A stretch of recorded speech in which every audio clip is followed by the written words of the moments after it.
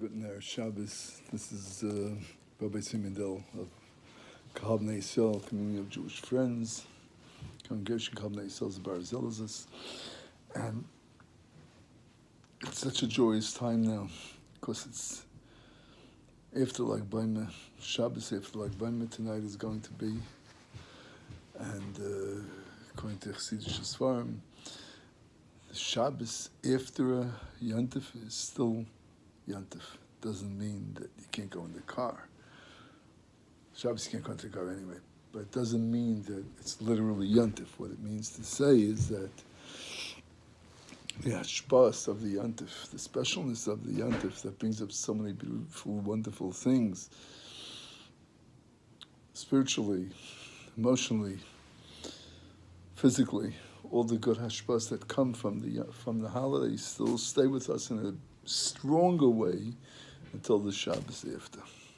Just like we said before, the Chilul Mekai Kodesh, the achana, the preparation, the correct preparation, and the more correct it is, the more the Yontif comes upon us from the way we act before the Yontif, the Shabbos before Yontif. Shabbos before the Yontif, before the holiday, has in it all the spiritual energy, all the great, great things that the holiday does for us. So too the Shabbos after, it doesn't leave us yet. Everybody knows that in Meron, by Reb Shimon, open miracles happened after the horrible tragedy that we had last year. 45 people never passed away. None of us know why it happened. Of course, we don't go up to heaven and know why it happened, but we have a Emunah Pshuta, simple belief that there's a reason for everything that happens. Thank God this year went by without any casualties, and some of my children were there, and I have a daughter that lives in Israel for how many years already?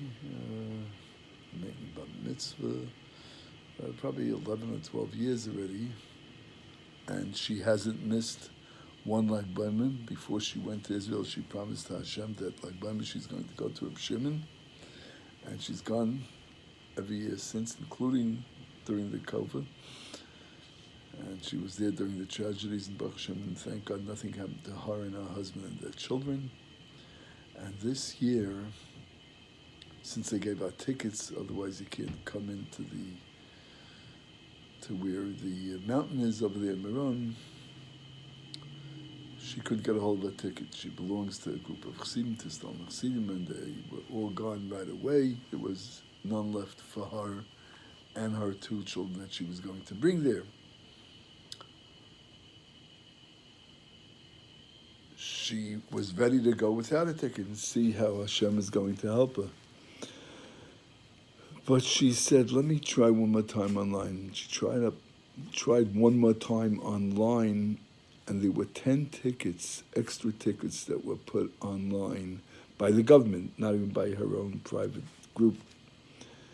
And she bought 3 of them, 1 for herself and 2 for her children.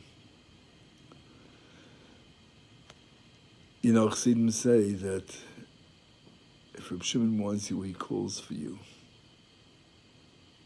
Not literally again, but you have that feeling you must be there, you must go.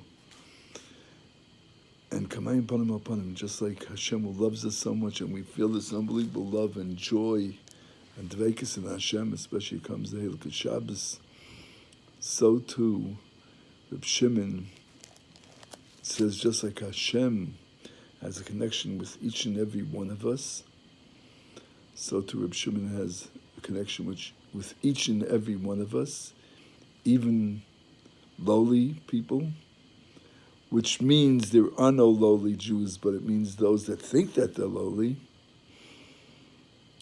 which is something we all have to correct.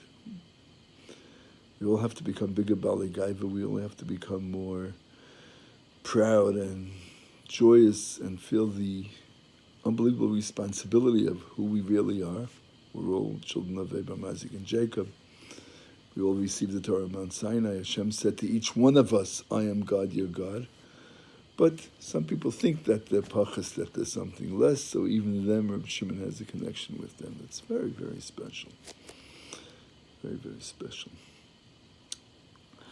So in the Parsha this week, we didn't do the Pirkei Avos, but in the Parsha, it's Parshas Bahar, and the Torah speaks about how Jewish people, in fact, this year is the Shemitah. Jewish people work on the land for 6 years. On the 7th year, they rest, and again, open miracles in Israel, in the land of Israel. Maybe you've heard, maybe you haven't heard, where people who don't work and still in all, they have parnasa for the year. Hashem says, "V'tzivisi es barachasi." And the great and holy Kli Yakar says a very beautiful idea, that just like when God gave the Torah on Mount Sinai, which is going to be the holiday of Shavuos, the end of next week, and the end of our Sfira, which that's what it leads to, receiving the Torah on Mount Sinai, the becoming the wholesomeness of Klal Yisrael, the three loves, love of Hashem, love of people of Israel, the love of the Torah, in Eretz Yisrael, the place of the Torah. So the Kli Yakar says that the mountain of Sinai became so holy that you can't grow anything there, and it's always desolate because the holiness is more spiritual than physical, so to say. So too really this holiness spread through the whole Eretz Yisrael, the whole land of Israel.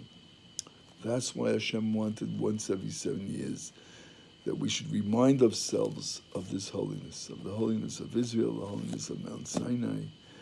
And of course, it all comes from our holiness as Hashem's special people, Jewish people as a whole, and every single Jew as Hashem's only child, as the chapt said.